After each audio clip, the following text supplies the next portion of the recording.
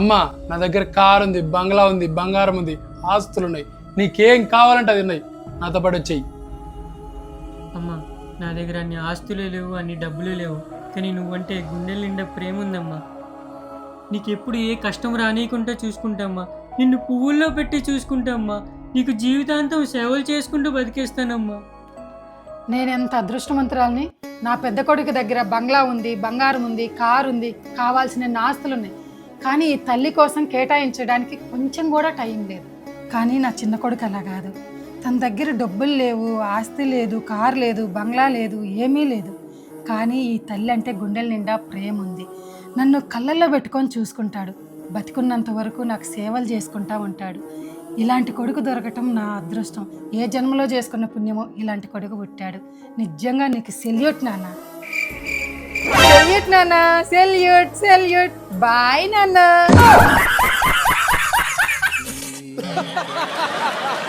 సుబ్బు, నువ్వు నాకు అబద్ధం చెప్పావు, నన్ను మోసం చేసావు. నేనేం అబద్ధాలు చెప్పానే?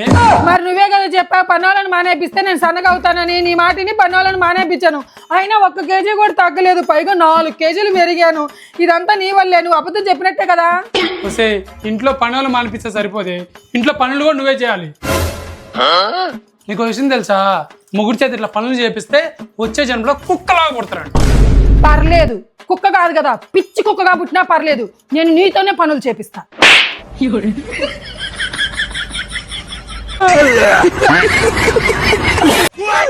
రేయ్, కసు ఉడుతుంటే దొరికిందిరా ఇది. ఏం రాసిందో చూడు. I love you. అమ్మా ఇదేం లేదు మన పిచ్చిగా అవుతాం. అంతేనా? సరే అయితే నేను వెళ్తున్నాను. అయ్యో నెంబర్ ఉంది. Hello sweet heart. నీ స్వీట్ హార్ట్ మమ్మీనేరా, లవ్ ఫోట్ నా కొడక. నాకు తెలిసి ఇలాంటి ఎదవేషాలు నువ్వేదో వేస్తావని. ఇది నా కొత్త నెంబరు. రారా ఇంట్లోకి రా, వచ్చి నాకు స్వీట్ హార్ట్ 2 కలిపి వడ్డిస్తాను.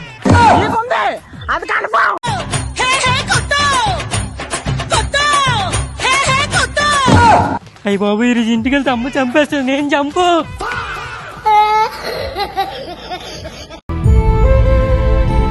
ఏమైంది? ఎందుకు అలా డల్గా ఉన్నావు? నా చిన్ననాటి స్నేహితురాలు ఫోన్ చేసిందండి. మా బంధువులందరూ అమ్మాయి దగ్గర ఏదో మాట్లాడుకుంటున్నారంట నా గురించి. వాళ్ళు అలా మాట్లాడుకున్నంత పని నువ్వేం చేసావు?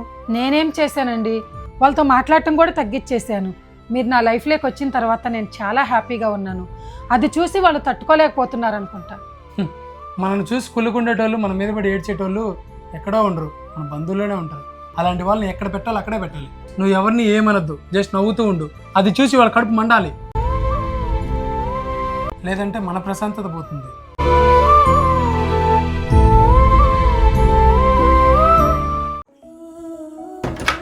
మా మా ఏంట్రా, ఎందుకు అలా అరుస్తున్నావు? నిన్న డాడీకి సూతేమని చెప్పాను, తెచ్చారా? తీసుకురాలేదురా. ఏంటి తీసుకురాలేదా? నేను 10 రోజుల నుంచి డాడీకి చెప్తున్నా షూ తీసుకురామని. అసలు షూ లేకపోతే క్రికెట్ వాళ్ళకి ఆడాలి. మా ఫ్రెండ్స్ని చూడు, వాళ్ళు అడగక ముందే వాళ్ళ పేరెంట్స్ అన్నీ కొనేసేస్తారు, కానీ ఈయన అడిగినా సరే కొనేయడు. అసలు షూ కొనే స్తోమతే లేనప్పుడు నన్ను కనడం ఎందుకు? అసలు మీ నాన్న గురించి ఏం తెలుసని మాట్లాడుతున్నారా? ఇప్పటికే మన స్తోమతగా మించి అప్పులు చేసి మరి నిన్ను లక్షలు పోసి కాలేజీలో చదివిస్తున్నాడు. మన పరిస్థితులు తెలిసి కూడా నువ్వు మీ నాన్న 10,000 రూపాయల షూ ఏ విధంగా అడిగావురా? అప్పటికీ నీ మీద ఉన్న ప్రేమతో మీ డాడీ వాళ్ళ ఫ్రెండ్స్ ఫోన్ చేసి డబ్బులు అడుగుతుంటే నేను వద్దని ఆపాను. వారికి నేనే నచ్చజెబుతానండి, ఇప్పుడు అప్పులు చేసి షూ కొనాల్సిన అవసరం లేదు అని చెప్పాను. అయినా సరే ఇప్పుడు బయటకు వెళ్తూ కూడా నీ గురించి ఆలోచించి నీకు షూ తీసి లేకపోయానని ఎంత బాధపడుతూ వెళ్ళాడో తెలుసా నీకు? వాళ్ళ పేరెంట్స్ అద్దీసిస్తున్నారు, వీళ్ళ పేరెంట్స్ ఇద్దీసిస్తున్నారని మీ పేరెంట్స్ని ఎందుకురా మీరు అర్థం చేసుకోకుండా ఇబ్బందులు పెడుతున్నారు? మీ కుటుంబం పరిస్థితులను బట్టి మీరు నడుచుకోవాలి, మీ కోరికల్ని తీర్చుకోవాలి. మన పరిస్థితి, మన ఇంటి పరిస్థితుల్ని అర్థం చేసుకొని మాట్లాడండి రా. మీ గొప్పల కోసం ఎందుకురా మమ్మల్ని ఇబ్బంది పెడుతున్నారు? సారీ అమ్మా, నేను నాన్నని అర్థం చేసుకోలేకపోయాను. ఇంకెప్పుడు ఇలా మాట్లాడను. ఇంకా నాకు కొత్త షూ కూడా వద్దమ్మా, పాత వేసుకెళ్తాను.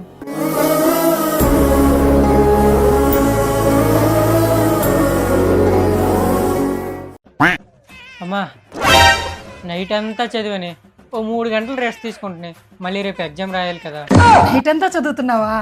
సరే నువ్వు పడుకొని బాగా రెస్ట్ తీసుకో, నేను డిస్టర్బ్ చేయను, వేరే వాళ్ళు డిస్టర్బ్ చేస్తే కూడా ఊరుకోను. సరే అమ్మా, నేను పడుకుంటున్నాను, నన్ను ఎవరు డిస్టర్బ్ చేయకండి. మా పడుకోవాలమ్మా మెల్లగా అమ్మా. ఏ పావని డోర్ది, ఏ పావని డోర్ది మరి తీవేంది? చెవులు వినిపించట్లేదా? చెవుడు వచ్చిందా? మా మెల్లగా మా చెవులు పగిలిపోతున్నాయి. అవునే, దానికి ఏం పని లేదు. పొద్దున్న లేసిన నుంచి ఆ పక్క వాళ్ళకి ఎదురు వాళ్ళకి అందరికి ఫోన్లు చేయటము, సాడీలు చెప్పటము. ఇంకొక విషయం తెలుసా, మొన్న నా గురించి కూడా సాడీలు చెప్పిందంట. నేను ఇంత చిన్నగా మాట్లాడుతుంటే కూడా ఏదో పెద్దగా అరిచినట్టు ఉంటుందంట పాపిష్ట మొహం. అమ్మా కొంచెం మెల్లగా మాట్లాడే, ఎందుకే అరుస్తున్నావు? ఇష్టమైన సాంగ్ వస్తుంది. ఏమండి, నా ఫేవరెట్ సాంగ్ అండి అది, కొంచెం సౌండ్ పెంచండి. అమ్మా ఇది ఇల్లా సినిమా అలా ఏంటా సౌండ్ తగ్గి? నాన్న లేచావా? 3 గంటల పైగా పడుకున్నావు. ఇప్పుడు నేను పడుకునే టైము, నువ్వులే. అసలు నన్ను ఎక్కడ పడుకోరించారే? ఒకటే సౌండ్ ఒకటే గోల. నేను ఎగ్జామ్ ఎలా రాయాలి ఇప్పుడు? అదంతా నాకు తెలియదురా. ఇప్పుడు దాకా ఇంట్లో పనులు చేసి చేసి అలసిపోయాను.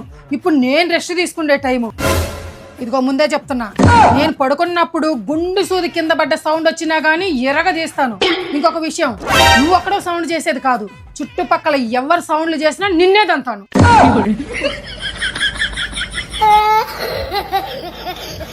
మమ్మీ నేను కొంచెం బయటికి వెళ్ళి వస్తాను.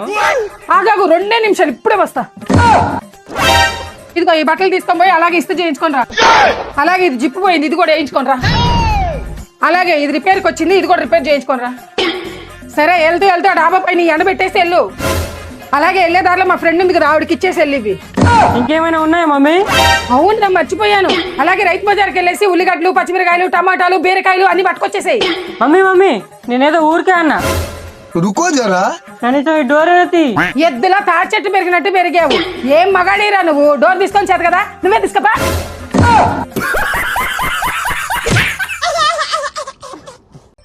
నేను అమ్మని పొద్దున్న 5 గంటలకే నిద్ర లేస్తాను. ఎందుకంటే మా ఇంట్లో వాళ్ళందరినీ త్వరగా రెడీ చేసి బయటికి తరిమేస్తాను. ఆ తర్వాత నేను హ్యాపీగా నిద్రపోతాను. నేను అమ్మని మా పిల్లలు ఏదైనా మంచి పని చేశారనుకోండి, అచ్చం నా పోలికలే వచ్చాయని చెప్తాను. అదే ఏదైనా చెడ్డ పని చేశారనుకోండి, అన్నీ వాళ్ళ నాన్న పోలికలు వచ్చాయని వాళ్ళ నాన్న మీద తోసేస్తాను. నేను అమ్మని రోజంతా నా పిల్లల కోసం వెరైటీ వెరైటీ వంటలు ఏం చేయాలని యూట్యూబ్ చూస్తూనే ఉంటాను. లాస్ట్కి ఉప్మానే చేస్తాను, త్వరగా అయిపోయిద్దని. నేను అమ్మని నా పిల్లలు ఎంత పెద్దవాళ్ళు అయినా సరే నేను కారణం లేకుండానే కొడుతుంటాను, ఎందుకంటే వాళ్ళు తిరిగి కొట్టరు కాబట్టి.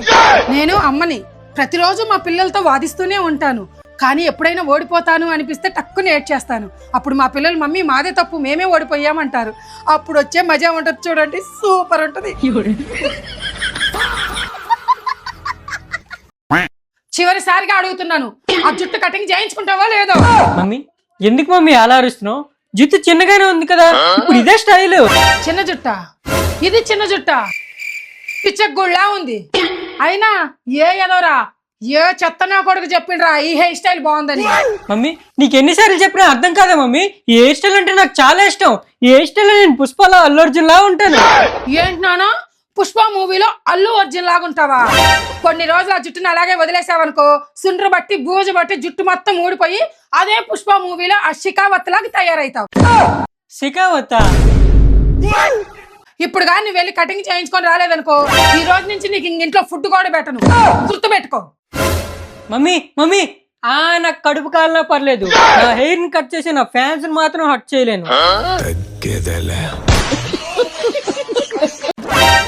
మేడం మీతో కొంచెం మాట్లాడాలి. ఏం మాట్లాడాలి? నాకు కొంచెం జీతం పెంచండి మేడం. ఆఫీస్ లో నువ్వేం పని చేస్తున్నావని నీకు జీతం పెంచాలి? అయితే నాకు 20 days లీవ్ ఇవ్వండి మేడం, అప్పుడు నేను ఏం చేస్తున్నానో మీకే తెలుస్తుంది.